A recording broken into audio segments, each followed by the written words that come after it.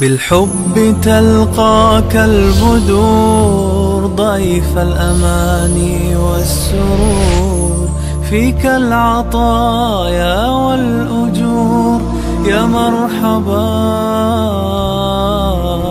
نحمده ونصلي علی رسولہ الکریم، اما بعد۔ سحری کھانا سنت ہے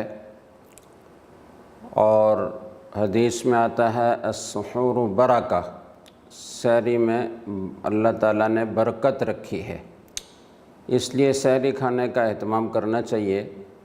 اگر زیادہ بھوک نہ ہو تو تھوڑا سا کچھ کھا لینا چاہیے، کچھ بھی کھانے کا جینا چاہتا ہو تو پانی ہی پی لیا جائے، لیکن بالکل سحری نہ کرنا یہ ایک طرح سے برکت سے محرومی کا ذریعہ ہے، تو اس لیے کچھ نہ کچھ سحری ضرور کرنی چاہیے۔ رات کو بعض حضرات سو جاتے ہیں اور پھر آنکھ نہیں کھلتی تو وہ سمجھتے ہیں کہ اب تو ہمارے لیے ایک عذر پیدا ہو گیا ہے کہ سحری میں آنکھ نہیں کھلی، کچھ کھایا پیا نہیں، لہٰذا روزہ چھوڑ دو۔ تو یہ بڑی کم ہمتی کی بات ہے۔ سحری میں آنکھ نہ کھلے اور آدمی کچھ کھا پی نہ سکے تو بھی روزہ رکھنا فرض ہے۔ ہاں، البتہ اگر روزہ رکھنے کے بعد شدید گرمی کی وجہ سے کسی کی حالت غیر ہو گئی اور خطرہ پیدا ہو گیا کہ اگر یہ روزہ افطار نہیں کرے گا تو یا تو جانی کے لالے پڑ جائیں گے یا بہت کوئی بڑا نقصان ہو جائے گا اور کوئی شدید مرض لاحق ہو جائے گا، تو ایسی صورت میں پھر شریعت میں سختی نہیں ہے، روزہ افطار کرنے کی اجازت ہے۔ اس روزے کی بعد میں وہ قضا کر لے گا۔ تو سحری کھائی ہو یا نہ کھائی ہو، روزہ رکھنا فرض ہے۔ دوسری بات یہ ہے کہ سحری آخر وقت میں کرنا یہ مستحب ہے۔ بعض لوگ رات کو کسی وقت بھی آنکھ کھلے تو اٹھ کر سحری کھا کے سو جاتے ہیں اور پھر صبح روزہ رکھتے ہیں، تو ایسا کرنا بہتر نہیں ہے۔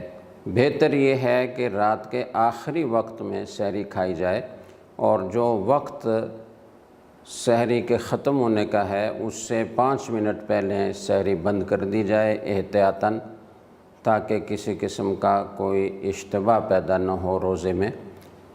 یہ سحری سے متعلق کچھ باتیں میں نے عرض کی ہیں۔ اسی طریقے سے اگر سحری کسی نے ایسے وقت میں کھائی کہ شبہ ہو گیا کہ کہیں صبح صادق تو نہیں ہو گئی تھی، تو اس وقت میں اگر شبہ پہلے پیدا ہو گیا تھا تو کھانا پینا یہ مناسب نہیں تھا، مکروہ تھا، گناہ کا کام تھا۔ لیکن اگر اس نے کھا لیا اور اس کے بعد پھر بعد میں معلوم ہوا کہ جس وقت میں نے سحری کھائی تھی وہ وقت صبح صادق کا تھا، صبح صادق ہو چکی تھی، تو یہ روزہ نہیں ہوا، اب اس روزے کی قضا رکھنا پڑے گی۔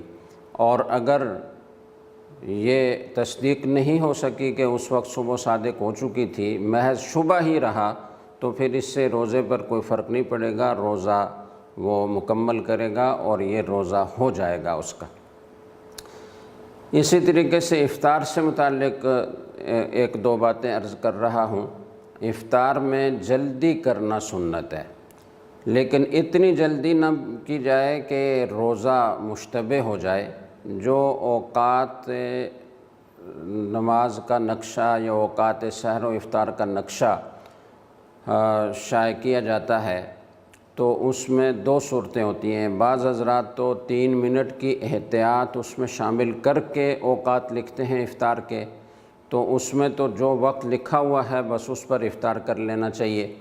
اور اگر وہ احتیاط کے 3 منٹ نقشے میں شامل نہیں کیے گئے، جیسا کہ عام طور پر نہیں ہوتے، تو پھر جو وقت نقشے میں لکھا ہوا ہے اس سے کم از کم 3 منٹ تاخیر سے روزہ افطار کرنا چاہیے، اس لیے کہ یہ جو طلوع اور غروب کے اوقات وہ لکھے جاتے ہیں، بیان کیے جاتے ہیں، وہ تخمینی ہوتے ہیں، بالکل 100% ان کو متعین کرنا یہ ممکن نہیں ہے فلکیات کے حساب سے۔ اور بعض اوقات اس طرح کے واقعات بھی پیش آئے ہیں کہ افطار کر لیا گیا اور ریڈیو پاکستان سے اذان ہوئی، لیکن بعد میں سورج سامنے اپنی آنکھوں سے لوگوں نے دیکھا، تو اس لیے اس میں احتیاط کرنی چاہیے، لیکن 3 منٹ کی احتیاط سے زیادہ احتیاط کرنے کی ضرورت نہیں ہے۔ خواہ مخواہ تاخیر کرنا یہ بھی مکروہ ہے۔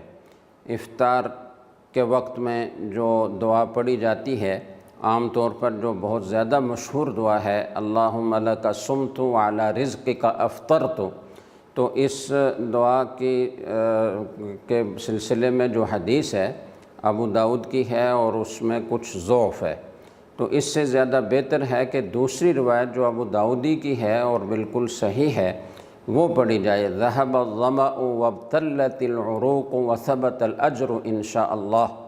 تو یہ دعا بالکل صحیح سند سے ثابت ہے، اس کے پڑھنے کا اہتمام کرنا چاہیے۔ اور افطار کرنے میں کس چیز سے افطار کیا جائے تو کھجور اور چھوارے سے افطار کرنا بہتر ہے۔ کھجور یا چھوارا نہ ہو تو پھر کسی بھی میٹھی چیز سے افطار کیا جا سکتا ہے۔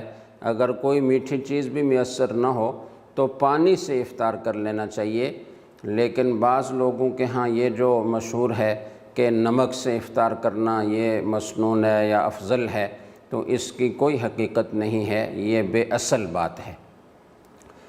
اسی طرح دوسرے کو افطار کرانے کا بہت بڑا اجر ہے، بلکہ جتنا اجر روزہ رکھنے والے کو ہے اتنا ہی روزہ افطار کرانے والے کو ملے گا، اور روزہ دار کے اجر میں اس کی وجہ سے کسی قسم کی کوئی کمی نہیں ہوگی۔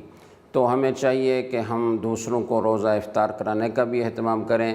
خاص طور سے ہر محلے میں ایسے سفید پوش لوگ ہوتے ہیں کہ جن کے مالی حالات بہت ہی کمزور ہوتے ہیں، لیکن وہ کسی کے سامنے دست سوال دراز نہیں کرتے، تو ہر محلے کے اہل ثروت کو، ائمہ اور خطباء کو اس کا خیال رکھنا چاہیے اور اپنے محلے کا سروے کرنا چاہیے کہ کون کون ہے جو سفید پوش ہے اور مالی خستہ حالی کا شکار ہے اور وہ کسی کے سامنے دست سوال دراز نہیں کرتا، تو ایسے لوگوں کی مدد کرنی چاہیے اور ایسے لوگوں کے لیے افطار کے سامان کا اہتمام کرنا چاہیے۔ اللہ تعالی ہمیں ان مسائل پر عمل کرنے کی توفیق عطا فرمائے۔ وآخر دعوانا ان الحمد للہ رب العالمین۔